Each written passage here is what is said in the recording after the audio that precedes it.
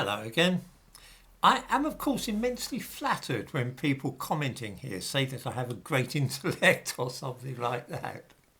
It's not something that those who know me in real life are prone to saying. I don't believe I've ever been regarded as any sort of intellectual by my family or friends. So I think I can safely assume that it's not true that I have any particularly sharp intellect. But who wouldn't like being told that they're a real brain box? Carry on, it's music to my ears.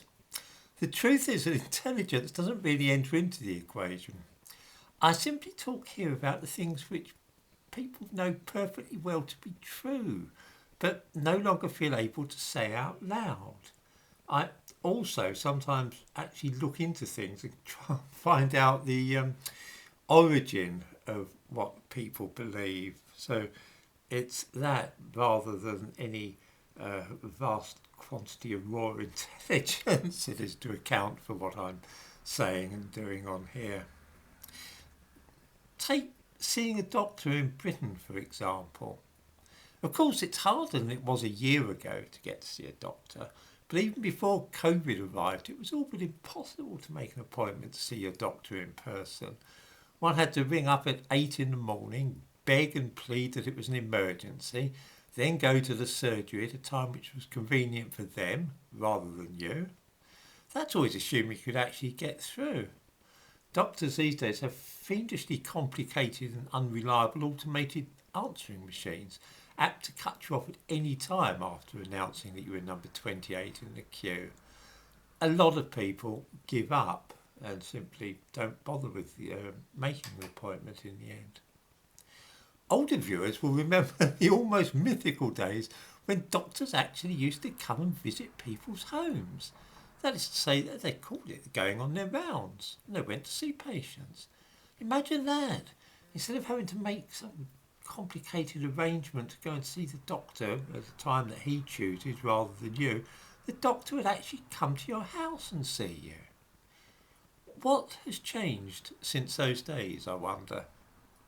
When the subject comes up in the newspapers or on the television of why there are not enough doctors and why people are having difficulty getting to see a doctor, Britain, by the way, has far fewer doctors per head than almost any other European country, apart from Romania. You'll find that discussion ends up in a fog of phrases such as ageing population, social care crisis, length of time to train doctors, the funding, various other feeble excuses.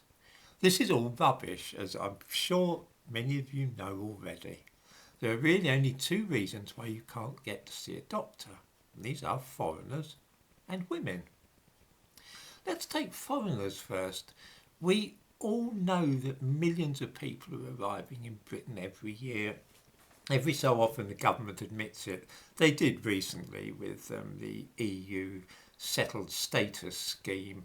Suddenly they let slip on their website that 2 million more foreigners had arrived here in the last couple of years than they thought would. The same thing's obviously going to happen with the Hong Kong Chinese. What does that mean? It means that all these newcomers will need to register with a GP. And so every year, each doctor has more and more people for whom he or she is responsible. The country simply cannot keep up with the increasing demand for services like that. When the population of the country was stable and only increasing slowly because of what is called natural increase, that is to say, the excess number of babies being born over the number of people dying, well, you can plan for the future. You can say, aha, next year there'll be so many people. The year after that there might be X number. And in 10 years you could predict who would be here then. If 10 years ago somebody had tried to predict the population of Britain and work out how many doctors would be needed, they probably would have been out by about 5 million people. You can't plan ahead, which means that you can't try and decide how many doctors you'll need in 10 years. The reason is that the government hasn't the least idea how many foreigners are coming to live here each year, which makes it impossible to plan for doctors. That's why there are long waiting lists for everything from speech therapy to treatment for cancer. Everybody knows this, and yet nobody ever wishes to say it out loud. The other reason that the NHS is falling apart is women. There are now 35,000 female GPs to 27,000 men. How does this affect things? Well, it's very simple. At one time, doctors were mostly men and they worked full-time and very hard, not only because they had a vocation, but also because they had their own families to support. At one time, men had to work, women stayed at home and looked after the house and the children, and so the men were compelled to work full-time to get on. These days, often people have part-time jobs, so two people might both work part-time.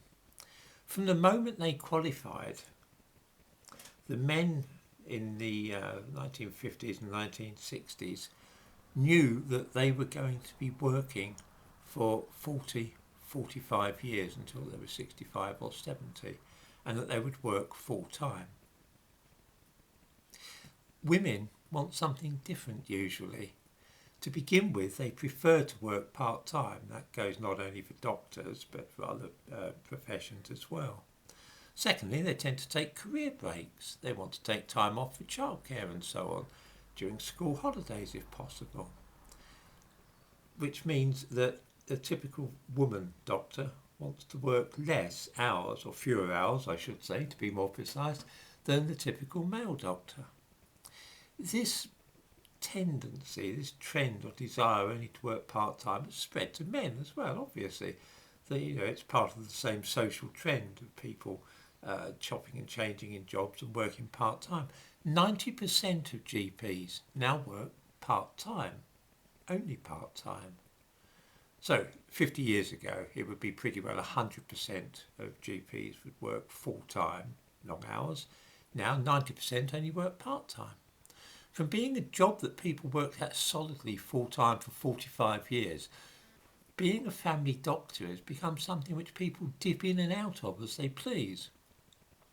The result is one is less likely to be able to see a doctor, and when you do, it's likely to be somebody you don't know, rather than a familiar face who knows you.